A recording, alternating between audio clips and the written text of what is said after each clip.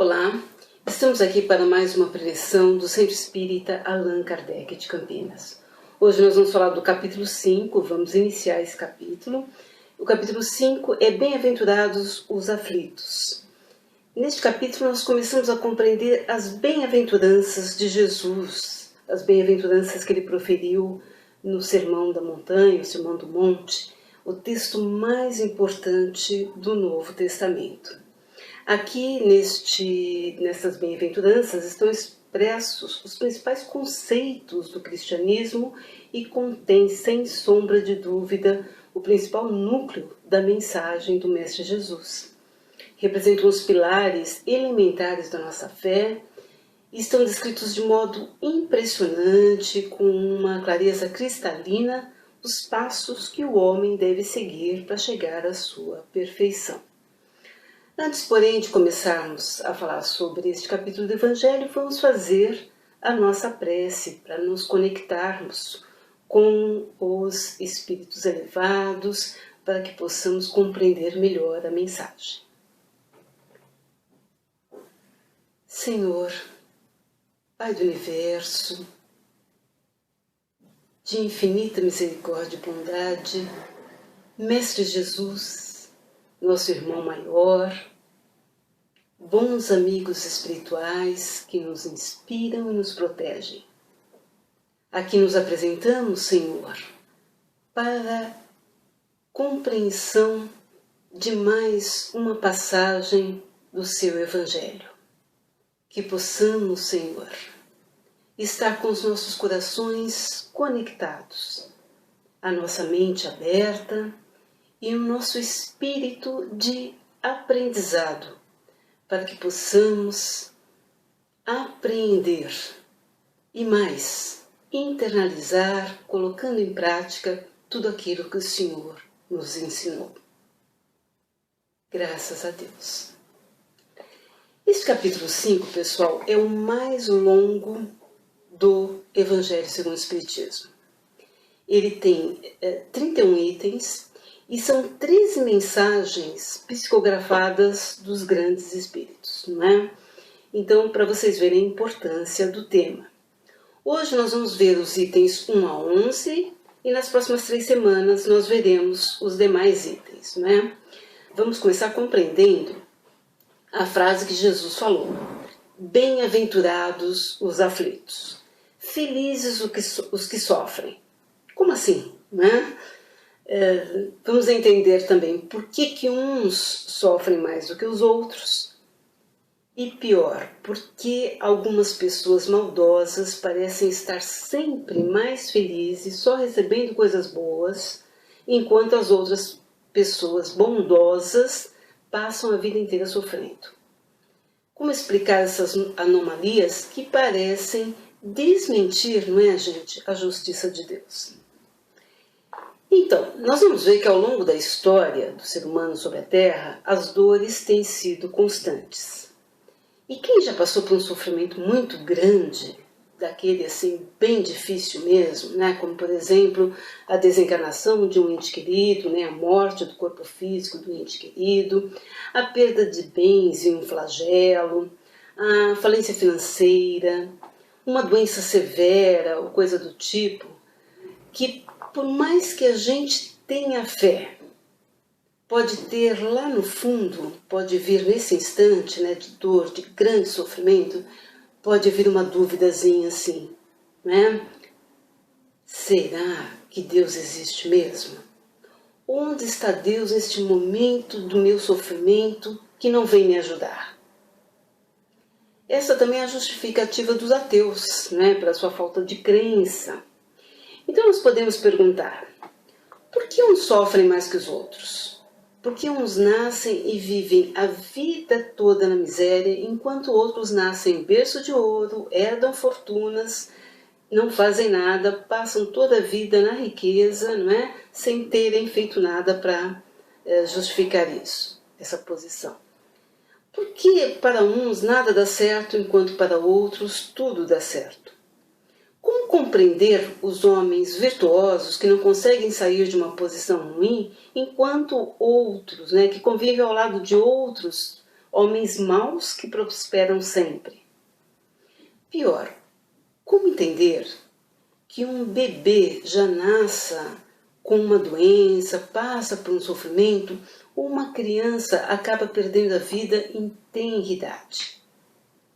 Como justificar tanta injustiça, né, que nos parecem ser uma injustiça, se temos um Deus soberanamente justo e bom? Ora, desde que admitamos a existência de Deus, não podemos concebê-lo sem suas perfeições infinitas. E se Deus é soberanamente bom e justo, não pode agir por um capricho, com parcialidade. As vicissitudes da vida têm, então, uma causa, e como Deus é justo, essa causa deve ser justa. E Deus colocou aos homens a compreensão disso tudo. Isso está no Evangelho. Deus colocou aos homens essa compreensão pelos ensinamentos de Jesus, que estão aqui no Evangelho, e atualmente, nesse momento das nossas vidas, nos considerando suficientemente maduros, né, para compreender ainda mais um pouco da sua doutrina, Deus nos revela totalmente sobre isso por intermédio dos Espíritos, pela voz dos Espíritos. Então, somente a doutrina espírita ela pode esclarecer com tanta propriedade todos esses dilemas. E ela faz isso, gente, quando nos leva a estudar o significado das leis divinas, que estão no Livro dos Espíritos, quando nos elucida sobre a progressão dos espíritos, mostrando que cada um está no seu patamar evolutivo, mas que todos marcham para a perfeição, quando comprova, principalmente pelos fenômenos mediúnicos, a pluralidade das existências, as várias encarnações pelas quais passamos. E se a gente mergulhar a fundo no Evangelho segundo o Espiritismo, nós vamos conseguir entender isso muito bem, principalmente nesse capítulo 5. Vamos ver o que Jesus falou no Sermão do Monte, que foi relatado pelos evangelistas Mateus e Lucas. Diz assim: bem-aventurados os que choram, porque serão consolados. Bem-aventurados os que têm fome e sede de justiça, porque serão fartos. Bem-aventurados os que padecem perseguição por amor da justiça, porque deles é o reino dos céus. Esta parte do Evangelho, então, fala sobre a justiça das aflições. Jesus esclarece aos aflitos que as compensações do sofrimento só podem se realizar na vida futura. Então, as compensações dos sofrimentos só podem se realizar na vida futura. É o sofrer hoje para ser feliz amanhã. Por isso que ele diz, bem-aventurados os que sofrem. Mas não aquela felicidade do paraíso eterno, aquela felicidade da perfeição, mas é a felicidade da perfeição espiritual. Vamos entender melhor isso. O Evangelho nos ensina que as dificuldades pelas quais passamos na vida têm duas origens. Umas têm sua origem na vida atual e outras têm origens nas nossas vidas passadas, né? Agora, seja numa ou noutra vida, vamos ver que o causador das nossas dores não é ninguém menos que nós mesmos. Não é outro. A gente tende sempre a terceirizar a culpa, a achar que é a falta de sorte, a culpar os outros, a dizer que nós somos azarados, não é? A buscar sempre uma causa fora de nós. Mas, em última instância, nós somos sempre os culpados, os únicos culpados pelos nossos infortúnios. Vamos ver as causas na vida atual, das aflições na vida atual. Analisando bem o sofrimento nosso ou do outro, porque também a gente aprende com os sofrimentos do outro, não é? Muitas vezes nós conseguimos entender a causa. Então, por exemplo, uma doença ela pode ser resultado da negligência do corpo, dos excessos da alimentação, da falta de cuidado. Um filho que se desviou do caminho pode ser uma consequência da falta de uma orientação no momento exato, talvez de não ter sido como pais mais enérgicos na educação, no combate àquelas tendências ruins que começam a serem demonstradas assim ainda na infância, a gente acha bonitinho, não repreende e depois aquilo vai se tornando realmente uma imperfeição. O insucesso profissional pode ocorrer, por exemplo, da negligência de estudos, da falta da perseverança, não é? Quantos estão realmente dispostos a sacrificar um programinha de domingo à tarde para estudar, para ler um livro, não é? Aqueles que chegaram ao sucesso profissional na carreira, com certeza foram dedicados, não é, a estudar mais e por isso chegaram lá. A falta de dinheiro pode ser consequência do mau uso, do esbanjamento, da falta de planejamento, da falta de reserva. Quantos homens tomam pelas suas próprias faltas, pela sua incúria, sua falta de previdência, não é, do seu orgulho, da sua ambição? Quantas pessoas arruinadas pela falta de ordem, de perseverança, da má conduta, por não terem limitado seus desejos? Quantas uniões infelizes, quantos casamentos infelizes são de interesse calculado, de vaidade, com as quais o coração nada tem a ver, não é? Então, a lei humana, ela alcança certas falhas e as pune. O condenado pode então dizer que sofreu a consequência do que fez. No entanto, a lei humana não alcança e não pode alcançar, né, todas as faltas. Ela alcança, mais especificamente, aqueles que trazem perigo à sociedade e não as faltas que prejudicam os que a cometem. Mas Deus quer o progresso de todas as suas criaturas. É por isso que Ele não deixa impune nenhum desvio do caminho certo. Não existe uma só falta, por mais leve que seja, nenhuma infração à sua lei, a lei de Deus, a lei divina, que não tenha consequências forçosas e inevitáveis. Isso significa que tanto nas coisas pequenas como nas grandes, o homem é sempre convidado por Deus a melhorar naquilo em que pecou, né? A ajustar aquela falha. Os sofrimentos, então, são consequentes de representa uma advertência de que ele não andou corretamente.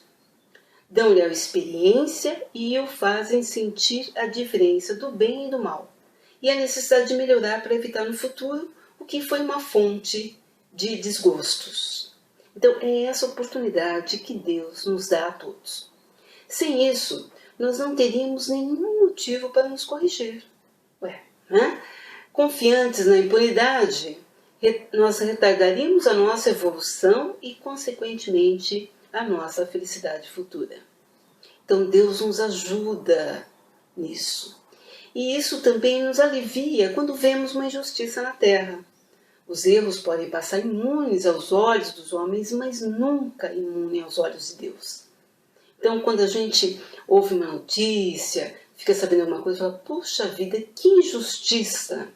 Injustiça dos homens, não injustiça de Deus. Isso a gente pode ter certeza. Portanto, nós somos os únicos artífices dos nossos destinos. Temos sempre que interrogar a nossa consciência sobre a causa do nosso sofrimento, porque nós vamos saber, lá no fundo, o que causou aquele nosso sofrimento. Tem uma frase que eu gosto muito que diz que a gente só consegue ligar os pontos olhando para trás.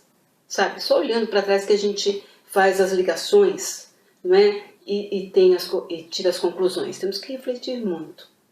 A quem, pois, culpar das nossas aflições, a não ser nós mesmos? Nós fazemos as escolhas e as escolhas nos fazem. Essa frase é famosa. Mas a experiência chega algumas vezes um pouco tarde, não é? Quando a vida já foi desperdiçada, quando as forças já foram gastas e, às vezes, quando o mal já é irremediável. Então nós dizemos, se naquele momento eu tivesse a consciência que eu tenho hoje, o conhecimento que eu tenho hoje, a experiência, a maturidade, eu faria diferente. Não é? Se tivesse de recomeçar, eu me portaria de maneira inteiramente outra. Aí pensamos que já não há mais tempo. Lei do engano. Assim como para o trabalhador, e isso está no Evangelho, assim como para o trabalhador o sol nasce no dia seguinte e começa uma nova jornada, em que pode recuperar o tempo perdido, para todos também brilhará o sol de uma vida nova. Tem aquela música que fala, né? O amanhecer é o universo nos dizendo que é preciso recomeçar. Então, teremos sim uma nova chance. Agora, falamos das causas das aflições nesta vida atual.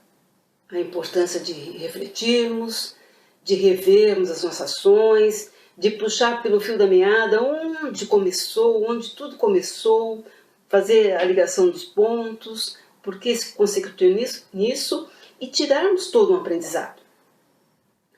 Mas também o Evangelho nos alerta que às vezes a causa das nossas aflições pode estar em vidas anteriores. Se há males dos quais o homem é a causa primeira nesta vida, há outros que parecem ser completamente estranhos, que parecem atingi-lo por simples fatalidade. Será? Deus é caprichoso? Pode haver aí alguma coisa que foi por capricho de Deus? Será? Então, por exemplo, aquela família tão humilde, tão boa, incapaz de fazer um mal a alguém e que vê, de uma hora para outra, sua casinha ser totalmente destruída por uma enchente, um desmoronamento. Olha só, a gente fica pensando, né? Poxa, mas aquela família merecia isso? Aqueles pais que enchem de carinho o seu filho o tempo todo e que este só devolve com amor, esse amor com desgosto, com desprezo. A perda de bens financeiros quando todos os cuidados foram tomados para a preservação do dinheiro. A criancinha que tem uma doença terrível, sofre muita dor e vem a falecer em tenra idade. Aqueles que nascem cegos, com deformidades físicas, mentais, que os impedem de levar uma vida normal. Enfim, aquela pessoa humilde, boa, que sofre agrura após agrura. Tudo isso parece muito sem sentido se não entendermos a lei do progresso espiritual. E nisso a doutrina espírita vem nos esclarecer muito. Temos que recorrer novamente ao axioma. O que é um axioma? Uma premissa verdadeira de que todo efeito tem uma causa. Todo efeito tem uma causa. Então, se não tem causa nessa vida, temos que entender que a causa é anterior a essa vida. E isso, mais uma vez, nos mostra a obra maravilhosa de Deus e como Deus é justo. Temos uma encarnação inteira para melhorarmos. Mas se em nossa condição evolutiva ainda somos espíritos imperfeitos engatinhando na evolução, se ainda assim numa evolução erramos muito e não tivemos a oportunidade de resgatar isso, quando não temos ainda condições de arbitrar sobre o nosso futuro, Deus, por meio dos espíritos benevolentes, benfeitores, nos obrigam a essas provas, agindo como pai e mãe, como aquele pai, como aquela mãe que manda um filho para um colégio mais exigente, sabendo que ele vai sofrer, mas sabendo que ele vai sair de lá muito melhor do que entrou, né? Então, e isso só depende de nós, não é? Mas os espíritos nos ajudam nessa escolha das provas numa reencarnação. Então, se formos duros, desumanos numa encarnação, na outra nós podemos ser tratados com dureza e desumanidade. Se formos orgulhosos, podemos nascer numa condição humilhante. Se formos avarentos, egoístas ou se fizermos mau uso do dinheiro, poderemos vir numa condição financeira muito ruim, passar por necessidades, não é? Se formos um mau filho, podemos sofrer com os nossos filhos e assim por diante. Dizemos que isso pode acontecer, não necessariamente, não é? Porque não se trata daquela lei mosaica olho por olho, dente por dente. Nós podemos expiar as nossas faltas de uma outra forma. E ainda teremos nossa expiação amenizada pelo amor que nós praticarmos na encarnação. Vamos lembrar que Jesus disse que o amor cobre uma multidão de pecados. Então, nós podemos ter alguns atenuantes nessa nossa falha a expiar por conta dos bens, né, do bem que nós fizermos, da caridade que nós praticarmos. Né? Assim, é nas diversas reencarnações que o espírito se despoja dos seus males, vai burilando, né, vai se burilando e se purifica para estar apto a galgar planos superiores na espiritualidade, onde impera a felicidade. Agora, importante, não é? E aí o Evangelho também nos alerta sobre isso. Vamos lembrar também que às vezes o sofrimento não é uma expiação, ou seja, não é uma compensação de uma falta cometida, e sim uma prova para nós mesmos, que nós mesmos pedimos para nós nos purificarmos, simplesmente para adiantar, para acelerar a nossa evolução. Né? O Evangelho diz assim: desencarnamos e no plano espiritual, depois de passar por todo o período de perturbação, temos a oportunidade de nos lembrarmos do que fizemos em vida, dos nossos erros. Também temos a oportunidade de entrever o que nos espera lá na frente, quando tivermos galgado maiores patamares da nossa trajetória evolutiva. Como espíritos, vemos a felicidade que nos espera. E então ficamos com pressa de melhorarmos, porque queremos chegar depressa lá nos mundos felizes. E é por isso que muitas vezes pedimos a oportunidade de reencarnar novamente e não só repararmos os nossos erros, como também acelerarmos a nossa evolução. Por isso, muitas provas pelas quais passamos, nós pedimos. Podemos até não ter nada mais a expiar. Então, é a hora de agilizarmos a nossa evolução. Aí, os mais céticos podem estar pensando nesse momento: imagine que eu pedi esse sofrimento. Sobre isso, nós sugerimos ler em O Livro dos Espíritos, parte 2, capítulo 6, que fala sobre a vida espiritual, o item Escolha das Provas. Allan Kardec também ficou meio assim, né? Meio estranho, né? Nós pedirmos as provas. E ele questiona muito os espíritos sobre isso. E tem lá todas as perguntas e todas as respostas. É assim, os espíritos respondem com muita precisão, muita lucidez sobre isso. Sobretudo, a gente recomenda ler os comentários de Kardec à questão 266. É bem interessante. Ele fala sobre isso, da escolha das provas. E aí, meus amigos, olha, vejam, é a doutrina espírita com essas explicações nos esclarecendo, nos consolando e, sobretudo, nos fortalecendo diante dos grandes sofrimentos da vida, pelos quais todos nós passamos estando aqui encarnados numa dimensão de provas e expiações, não é? Agora, alguns podem perguntar: por que será que a gente já não vem com essa lembrança? Por que será que a gente já não vem assim com um prontuário, não é? Impresso explicitamente em nossa alma, para sabermos tudo o que nós fizemos, as expiações que temos a pagar, as provas que nós pedimos? Assim seria mais fácil o entendimento, não é? E, consequentemente, nós faríamos melhor. Será?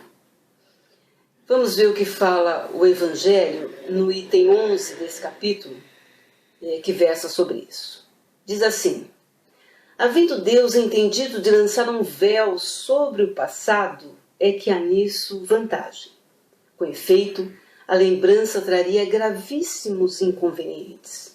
Poderia, em certos casos, nos humilhar, ou então nos exaltar o orgulho e assim entravar o nosso livre-arbítrio. Em todas as circunstâncias, acarretaria inevitável perturbação nas relações sociais, porque frequentemente nós renascemos no mesmo meio em que já vivemos, estabelecendo de novo relações com as mesmas pessoas, a fim de reparar o mal que lhe tenhamos feito. Se, por exemplo, reconhecêssemos nessas pessoas alguém que odiamos em vida passada, o ódio poderia se despertar novamente, não é? Em nosso íntimo e atrapalharia os planos de nos reconciliarmos pelos laços de sangue que travamos nessa encarnação. Então, os laços de sangue nos impõem o amor. E podemos, nessa encarnação, ter a oportunidade de perdoarmos aqueles entes que estão ali conosco, que nos fizeram mal em vidas passadas e vice-versa. Para nos melhorarmos, Deus então nos outorgou precisamente o que necessitamos. A voz da consciência e as nossas tendências instintivas. Ou seja, lá no fundo a gente sabe muito. E isso nos basta para orientar o nosso livre-arbítrio e buscarmos nos corrigir. Olha, mais uma vez, olha como é perfeita a obra do Criador. E como a doutrina espírita nos explica certinho. E faz sentido, não é? Faz sentido o que nós estamos vendo. Portanto, a mensagem da passagem do Evangelho de hoje, ela nos convida a nos resignarmos diante do sofrimento e a utilizá-lo como um trampolim para o nosso progresso.